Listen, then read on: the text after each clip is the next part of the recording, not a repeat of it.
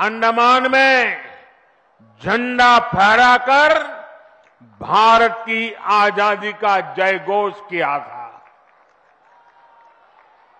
आजादी के आंदोलन से जुड़े ऐसे पावन दिवस पर आज हम आजादी के अमृत काल के संकल्प को आगे बढ़ा रहे हैं।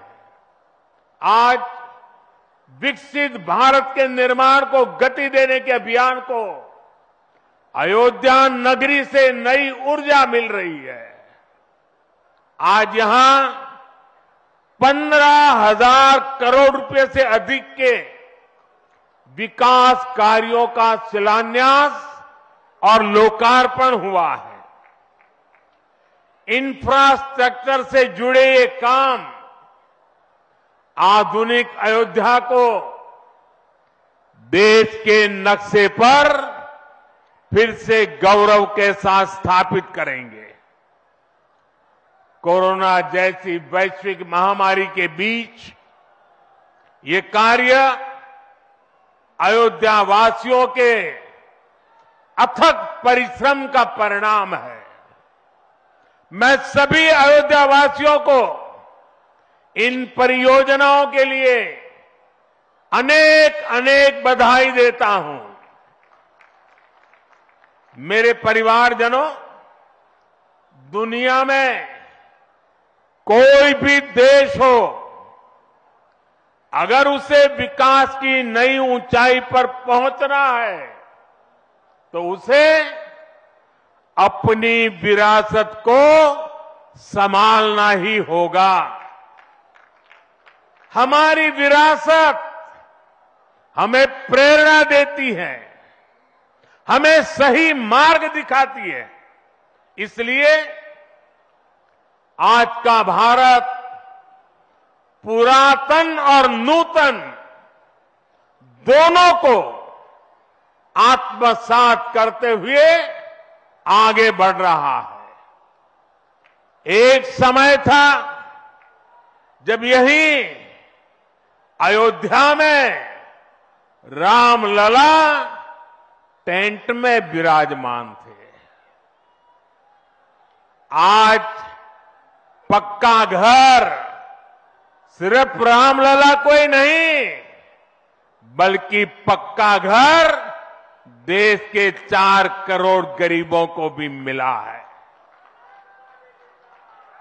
आज भारत अपने तीर्थों को भी संवार रहा है, तो वहीं डिजिटल टेक्नोलॉजी की दुनिया में भी हमारा देश छाया हुआ है।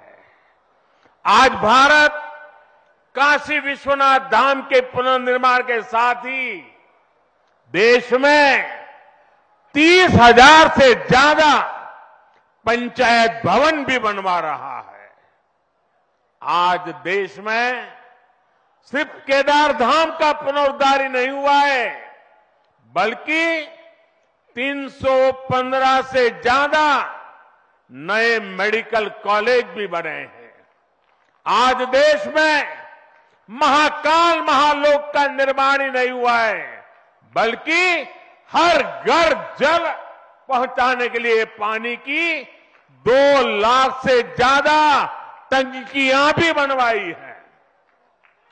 हम चांद, सूरज और समुद्र की गहराइयों की भी नाप रहे हैं, तो अपनी पौराणिक मूर्तियों को भी रिकॉर्ड संख्या में भारत वापस ला रहे हैं।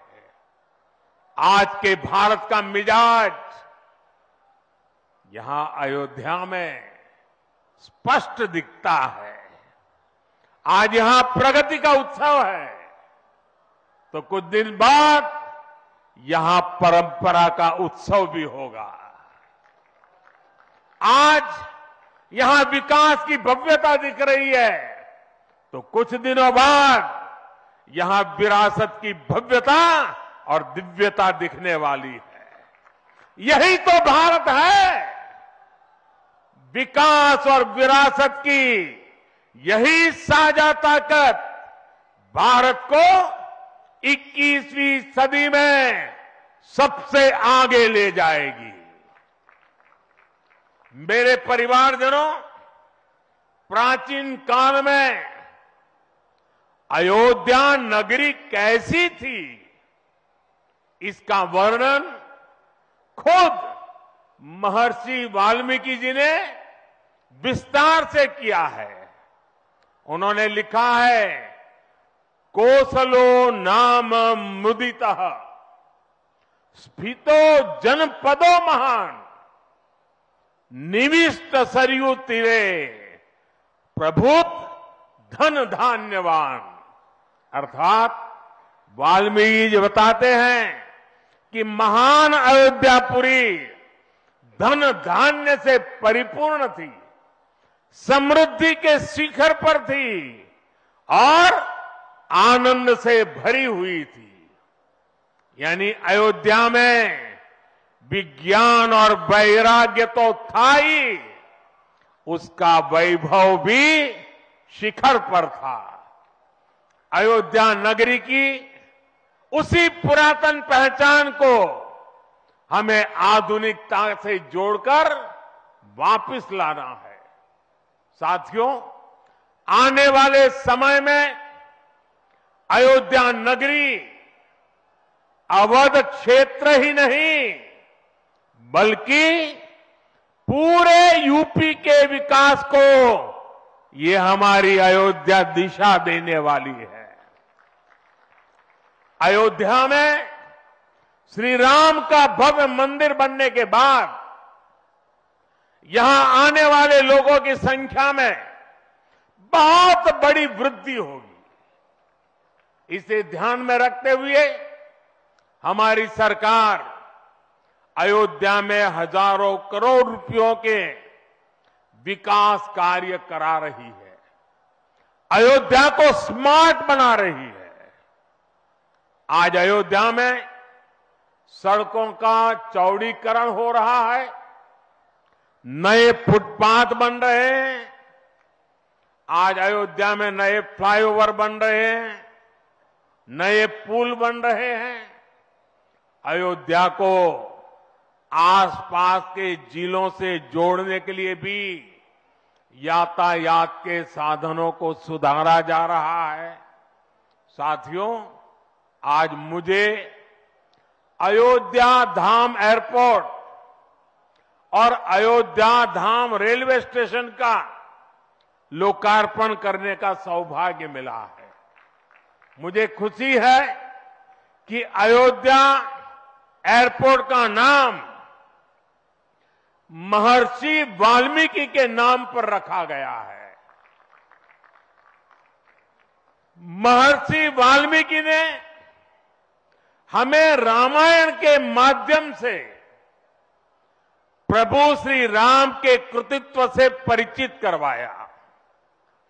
महर्षि वाल्मीकि के लिए प्रभु श्री राम ने कहा था, तुम त्रिकालदर्शी मुनिनाथा, तुम त्रिकालदर्शी मुनिनाथा, विश्व बदर जिमी तुमरे हाथा। अर्थात हे मुनिनाथ, आप त्रिकालदर्शी हैं, संपूर्ण विश्व आपके लिए हथेली पर रखे हुए बेर के समान है। ऐसे त्रिकालदर्शी महर्षि वाल्मीकि जी के नाम पर अयोध्या धाम एयरपोर्ट का नाम इस एयरपोर्ट में आने वाले हर यात्री को धन्य करेगा। महर्षि वाल्मीकि द्वारा रचित रामायण वो ज्ञान मार्ग है जो हमें प्रभु श्री राम से जोड़ती है। आधुनिक भारत में महर्षि वाल्मीकि इंटरनेशनल एयरपोर्ट अयोध्या धाम हमें